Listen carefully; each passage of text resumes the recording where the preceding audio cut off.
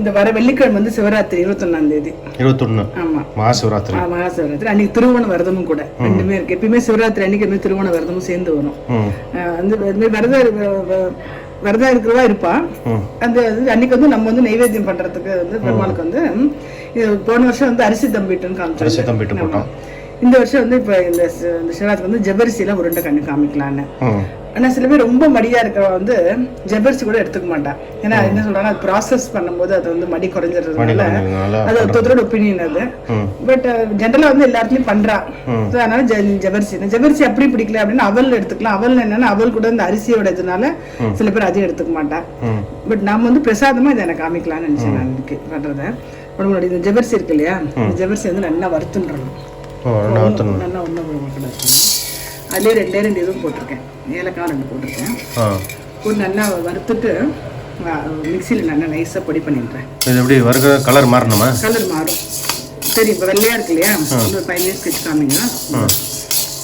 அதுக்கப்புறம் இது என்ன எடுத்து வச்சுருக்கேன்னா அது வந்து கொப்பரை, ட்ரை ஜவ்வரிசி வந்து எவ்வளோ குவான்டிட்டி எவ்வளோ எடுத்துக்க? அது ஒரு கப் எடுத்துருக்கேன். இப்போ எவ்வளோ ஜவ்வரிசி எடுத்துக்கிறோமோ அதுக்கு 3/4 வந்து வெல்லம் பொடி பண்ணி வச்சுருக்கேன். எவ்வளவு ஜவ்வரிசி அது 3/4. ஜவ்வரிசி எந்த அளவோ அதே அளவுக்கு வந்து நான் ஒரு கொப்பரை முழுசா கொப்பரையை மிக்சியில போட்டு பொடி பண்ணி வச்சுருக்கேன். அப்புறம் நெய் கொஞ்சம், அப்புறம் வந்து முந்திரி பருப்பு, திராட்சை. அவ்வளவுதான், ரொம்ப சிம்பிளானது. நல்லா நெய்வேத்தியத்துக்கு சிவனுக்கு காமிச்சிட்டு நம்ம சாப்பிடுறதுக்கு விரதமா இருக்கிறவா இதை வந்து இதே கூட சாப்பிடுவா.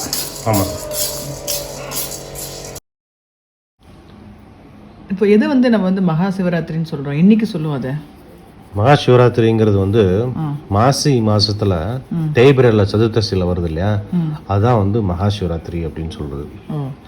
அது மாதிரி 4 கால பூஜை பண்ணுவார்ல கோவில்ல. ஆமா, அந்த 4 கால பூஜை வந்து ஏதாவது ஸ்பெசிபிக் பிரசாதம் இல்ல ஏதாவது அபிஷேகம் பூ ஏதாவது இருக்கா, அப்படி தெரியுமா உங்களுக்கு? ஒவ்வொரு ஜாமம் 4 ஜாமம் பூஜைன்னு சொல்லுவாங்க. அது வந்து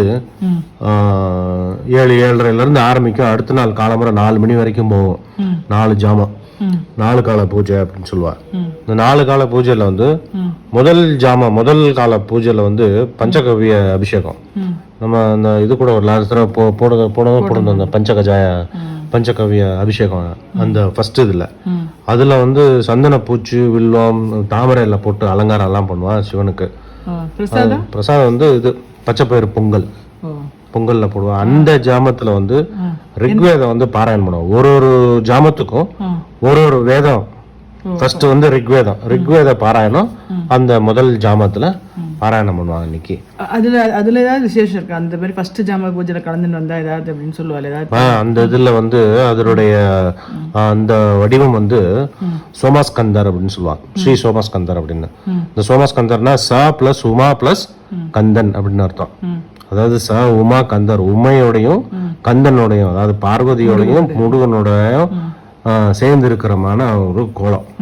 அது வந்து அந்த காலத்திலே வந்து அந்த இல்லற வடிவத்தை வந்து இல்லற முக்கியத்துவத்தை உணர்த்துற மாதிரி ஒரு கோலம் இது. இந்த கோலத்தை வந்து சோமஸ்கந்த அவதாரம் இந்த தர்சனம் பார்க்கறது வந்து புத்திர பாக்கியம் கொடுக்கறது அப்படின்னு சொல்லுவாங்க. அந்த இதில் வந்து புத்திர பாக்கியத்துக்கு ரொம்ப விசேஷம் அப்படின்னு சொல்லுவாங்க. இது வந்து அதான் பார்வதி வந்து புத்திர சௌபாகிய பிரதாயினி அப்படின்னு சொல்லுவாங்க. அந்த முதல் ஜாமத்தில் வர்ற திருக்கோலம் பொரியுது பாருங்க, அப்படியே தெரியுது. பொரியுது அப்படியே. இந்த மாதிரி இருந்தால் போகிறோம். கலர் மாறணும்னு அவசியம் இல்லை, கலர் இருந்து சோப்பாகணும்னு அவசியம் இல்லை. இந்த மாதிரி நல்லா பொரிஞ்சு வந்துடுது. முன்னாடி இருந்ததுக்கும் அப்புறம் தெரியுது பாருங்க. சைஸ் பார்த்தாலே தெரியுது பாருங்க, பெருசாக இருக்கு பாருங்க. இப்போ அதே மாதிரி இதை கொஞ்சம் லேசாக வறுத்துன்றாங்க. கொப்பரை ஒரு ஃபுல் கொப்பரை இல்லை வச்சிருக்கேன். வந்தாலும் அதே மாதிரி ரெண்டாவது அந்த ஜாம அபிஷேகத்துக்கு என்னென்ன யூஸ் பண்ணுவா? ரெண்டாவது கால அபிஷேகம் வந்து கிட்டத்தட்ட ஒரு 10:30 மணிக்கு ஆரம்பிக்கணும். ஏன் அதுல வந்து அபிஷேகத்துக்கு வந்து சர்க்கரை, பால், தயிர் எல்லாம் போட்டு ஒரு பஞ்சாமிரதம் மாதிரி அபிஷேகத்துக்கு யூஸ் பண்ணுவா. அலங்காரம் வந்து துளசியில் அலங்காரம் பண்ணுவாங்க. துளசி வில்வம் பண்ணுவாங்க. வில்வம் பண்ணுவாங்க. என்ன பிரசாதம் என்ன கொடுப்பா? திருக்கணம் வந்து இது பிரசாதம். அதே மாதிரி என்ன இது ஃபர்ஸ்ட் இதுல வந்து இந்த சிவன் முருகனை பத்தி இருக்கிற மாதிரி ரெண்டாவது இது வந்து இந்த கோலம் வந்து வேதம் வந்து யஜுர்வேத பாராயணம். கோலம் வந்து தட்சிணாமூர்த்தி. தட்சிணா அப்படின்னா தெற்குன்னு அர்த்தம். இந்த தெற்கு அப்படின்னாலே வந்து தமிழில் வந்து தெற்கு அப்படின்னு சொன்னால் ஞானம், ஆற்றல், யோகம் இதெல்லாம் பொருள் இருக்கு தெற்கு அப்படின்னா. அதனால இந்த திருக்கோலத்தை தரிசனம் பண்ற ஆளுக்கு வந்து ஞானத்துக்கு வந்து ரொம்ப விசேஷம். இந்த தட்சிணாமூர்த்தி இது 2வது கால பூஜை. இது தட்சிணாமூர்த்தி வச்சிருக்கேன். இப்போ இதில் வந்து கொஞ்சோண்டு முந்திரி பருப்பும் திராட்சை பழம் போட்டு வறுத்து அதையும் அதில் போட்டுருவேன்.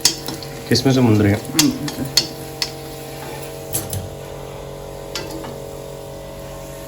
ரொம்ப வேண்டாம்ல? ரொம்ப வேண்டாம், போதும். ஆயிடுத்து, போட்டோன்னே ஆயிடுத்து.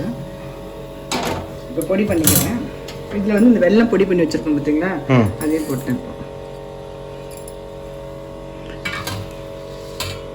இதை வந்து அப்படியே மிக்சியில் போட்டுருவேன். நம்ம இது ஆறிடுது இல்லையா, ஆறுக்கு மிக்சியில் போட்டுட்டு திருப்பி நெய்யில் கொஞ்சம் லேசாக வறுத்துட்டு போடுவேன். அது மாதிரி 3வது ஜாமத்தை பற்றி சொல்லுங்கள். அது என்ன அபிஷேகம் பண்ணுவோம், என்ன பிரசாதம்? 3வது ஜாமத்துக்கு வந்து பிரசாதம் வந்து எள்ளோதரை அபிஷேகம், தேன் அபிஷேகம் அதெல்லாம் பண்ணுவோம். அலங்காரம், மல்லிகைப்பூ, வில்வம்லாம் போட்டு அலங்காரம் இருக்கும். அது வந்து கிட்டத்தட்ட நடு ராத்திரியில் 12 மணிக்கு இருக்கும் இந்த 3வது கால பூஜை. கோலம் வந்து ஸ்ரீ லிங்கோத்பவர். ரொம்ப சுசீந்திரத்தில் இருக்கிற அந்த லிங்கோத்பவர் திருமேனி வந்து பிரம்மா விஷ்ணுவோட சேர்ந்து இருக்கும். அதான் அந்த சுசீந்திரத்தில் இருக்கிற கோயிலை வந்து ஸ்தானு மாலையன் அப்படின்னு சொல்லுவாங்க. ஸ்தானு அப்படின்னா சிவன், மால்னா நடுவில் இருக்கிற மால் வந்து பெருமாளை குறிக்கிறது, அயன் அப்படிங்கிறது வந்து பிரம்மா. ஸோ இந்த ஸ்தானு மாலையன் சுசீந்திரம் நம்ம போயிருந்தோமே, இந்த சுசீந்திரம் கோவில் வந்து ஆமாம் இந்த லிங்கோத்பவர். அதில் வந்து அடுத்தது வந்து சாமவேதம். 3வது வேதம் வந்து சாமவேத பாராயணம். லிங்கம் அப்படின்னாலே வந்து உருவம் இல்லாமல் வளர்ச்சி ஒன்னொன்னா வளர்ச்சி பெற்று உருவமா வளர்ற ஸ்டேஜ் இந்த லிங்கோத்பவர். இது வந்து லிங்கோத்பவர் வந்து ரொம்ப பவர்ஃபுல். இது வந்து யோகியோட சம்பந்தப்பட்டது. இது வந்து ரொம்ப பவர்ஃபுல்லான ஒரு இது. என்ன பலன் சொல்லுவாங்க? இது வந்து ஞானம், வந்து மோட்சம், ஞானம், இதுக்கு எல்லாத்துக்கும் வந்து இந்த லிங்கோத்பவருடைய தரிசனம். நம்ம வறுத்த ஜவ்வரிசி இருக்கு இல்லையா, அதை பண்ணிட்டேன். சலிக்க மாட்டேன் நான். இதுவே நல்ல மாதிரி ரொம்ப நைஸா இருக்கு, ஆகாது. கொஞ்சம் நைஸ் மாதிரி ரவையா இருக்கு பாருங்க, அப்படி ரொம்ப நைஸ் ரவையா இருக்கு. இந்த மாதிரி இருந்தா போறோம். இப்போ என்ன பண்ணணும், இதை வந்து கொஞ்சம் திருப்பி நெய்யை விட்டு நல்லா வறுத்தணும். அடுப்பு சிம்ல வச்சுக்கணும். அடுப்பு ரொம்ப சிம்ல வச்சுக்கணும். தாராளமாக நெய் விடலாம். அதே மாதிரி இந்த 4வது ஜாமத்துக்கு 4வது ஜாமம் வந்து அதர்வண வேத பாராயணம். அபிஷேகம் வந்து கரும்புச்சாறு அபிஷேகம். இது வந்து நிவேதனம் வந்து இது ஒயிட் ரைஸ். ஜென்ரலாகவே சொல்லுவா பிரதோஷத்துக்கே கரும்புச்சாறுல அபிஷேகம், இந்த கரும்புச்சாறு பண்ணி கொண்டு வாங்க நல்லது அப்படின்னு சொல்லுவாங்க. பிரதோஷத்துக்கே கரும்புச்சாறு அபிஷேகம். அது மாதிரி அன்னப்பிரியர் அப்படின்னு சிவபெருமான அன்னத்து சம்பந்தமா அதான் பிரசாதம் கொடுத்தா நல்லது அப்படின்னு சங்கர் சொல்லுவார்.